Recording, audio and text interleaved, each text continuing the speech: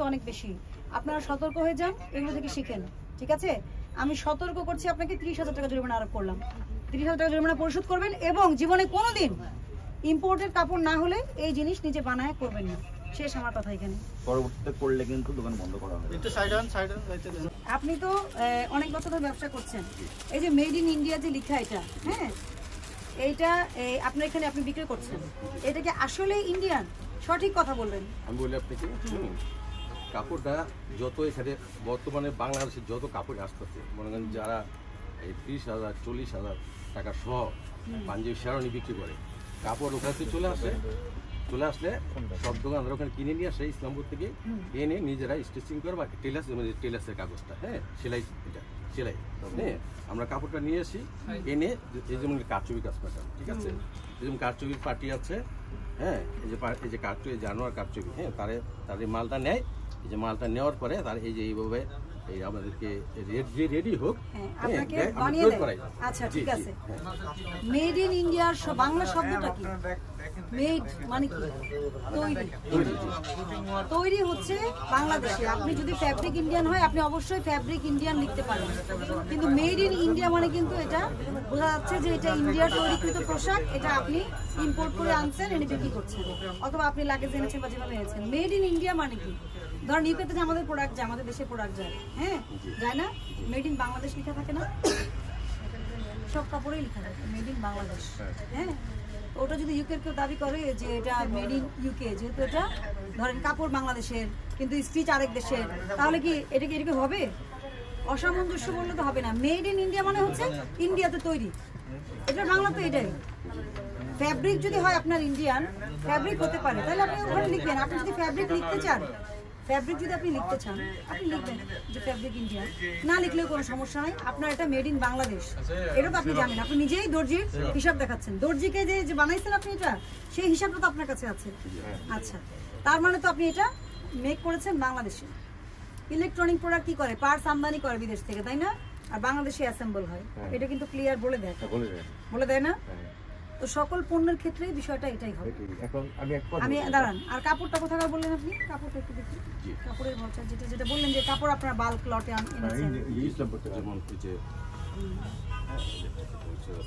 আচ্ছা, এইটা কি আপনি এনেছেন, তাই না? এটা কি 58 পানা, হ্যাঁ, 19 মিটার কাপড় এনেছেন। এটা কোন কাপড়টা?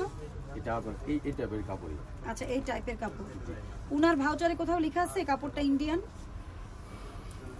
আপনার কথা যদি আমি মেনেও নি, ইন্ডিয়ান ফ্যাব্রিক আপনি বলেছেন, উনার এই ভাউচারে কোথাও লেখা আছে? আপনি একটু বলেন, আমার মিস হলে আপনি বলবেন, সমস্যা নেই।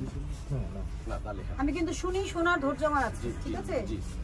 এখানে কোথাও কি লেখা আছে ইন্ডিয়ান কাপড়? আপনি দাবি করছেন ফ্যাব্রিক ইন্ডিয়ান, তাহলে আপনি যে দাবি করছেন এই দাবির প্রেক্ষিতে কি এটা প্রমাণিত হয় এই ভাউচার দিয়ে?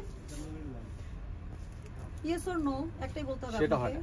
আচ্ছা, আপনার বিষয় কিন্তু আমাদের এই আরেকটা মেমো, এই যে এটা একটা দোকানের নাম, একটা দোকানের নাম, হ্যাঁ, কিন্তু দেখেন ওনারা কিন্তু সঠিক কাজটা করেছে।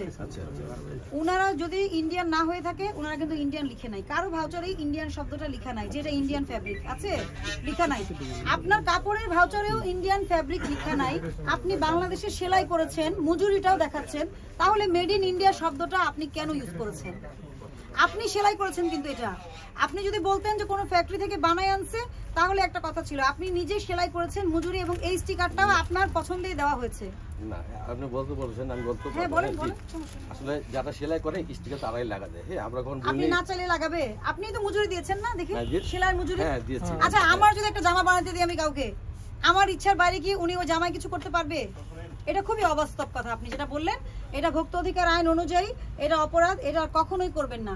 আপনি অনেক দিন ধরে ব্যবসা করছেন, পুরনো ব্যবসায়ী, আপনাকে আমি সম্মান রেখেই বলছি, এটা আইনত দণ্ডনীয় অপরাধ এবং এগুলোর কমপ্লেন আসে, কারণ ভোক্তা দেখে মেড ইন ইন্ডিয়া। আমাদের হয়তো একটু ফ্যাসিনেশন থাকতে পারে বাইরের প্রোডাক্ট, অসুবিধা নাই।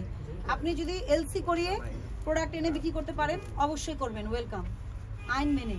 আপনি নিজে কাপড় কিনছেন, কোথাও ইন্ডিয়ান লেখা নাই, সেলাই করতে দিয়েছেন দর্জিকে আপনি নিজেই, আবার স্টিকার দর্জি মন মতো আপনাকে পয়সা না দিলে আপনাকে স্টিকার লাগিয়ে দিবে দর্জি? বাংলাদেশে কোন দর্জি ফ্রি স্টিকার লাগিয়ে দেয়? আমাকে একটু বলতে হবে, এটা কোন দর্জি ফ্রি স্টিকার লাগিয়ে দেয়, ফ্রি সার্ভিস দেয় কোন দর্জি?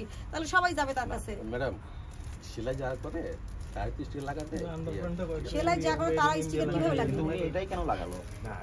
মেড ইন বাংলাদেশ তো লাগাতে পারতো। ম্যাডাম আমি একটা কথা বলি ম্যাডাম, বুঝলি এই স্টিয়ারগুলো কিন্তু পাওয়া যায় সদরঘাটে, এটা লোকাল পানে আপনি ওইখানে মানে অ্যাকশন নিতে হবে আপনার। আহা, সদরঘাটে তো যাবোই, সদরঘাটে যাবোই। আপনি আমার কথা বুঝেন না, শুনেন আমার হওয়ার সময় কি করে জানেন, আমরা উত্তরপিন্ডি বুধরঘাটে দিতে চাই। না ঠিক আছে ম্যাডাম, আপনাদের কথাটা শুনেন, আপনি শুধু আপনার পজিশনটা ক্লিয়ার করেন, please make your position clear. আপনাকে অন্য জিনিস নিয়ে চিন্তা করতে হবে না। আপনি কিন্তু নিজেই বলেছেন পাইকার, আপনি কাপড় কিনে আনছেন মিটার, জি জি আপনি বানাতেও দিচ্ছেন, আপনি নিজে দর্জির টাকা আপনি নিজে পরিশোধ করছেন, তাহলে মেড ইন ইন্ডিয়া লেখার দায় কার? এটা যারা এটা বানাচ্ছে, প্লিজ যারা স্টিকারটা বানাচ্ছে তারা কি আপনাকে ফোর্স করছে যে আপনি এটা ইউজ করেন? It's your choice and you made it, okay? জি এই ব্যবস্থা ই করেন। ওটা কি করছেন? চলো ওটাতে ঘুরে বানালে হচ্ছে না? আমাদের কাছে এই দাও, এই লিফলেট দাও।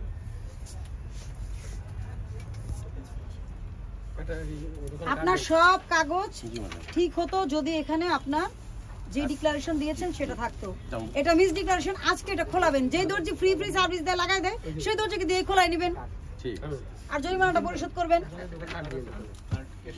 সতর্ক করছি, আমি সতর্ক করছি, বারবার এই কাজ যদি করেন, ভোক্তারা কমপ্লেন করে, আমরা কিন্তু কমপ্লেনের ভিত্তিতে আপনাদের পুরোটা জায়গার কমপ্লেন, মানুষজন ফোন করছে, আপনারা ডবল প্রাইসিং করছেন, তারপরে ওই যে এক প্রাইসের উপর একটা ট্যাগ দেওয়া, তারপরে কি করছেন made in India made in Pakistan বলছেন, কিন্তু অরিজিনালি আসলে এটা মেড ইন ইন্ডিয়া বা মেড ইন পাকিস্তান না। কালকে আমি টোকিও স্কোয়ারে করেছি, সেটা মেড ইন জিঞ্জিরা, কিন্তু লিখে রাখছে মেড ইন ইন্ডিয়া। এটা কি সঠিক কাজ বলেন?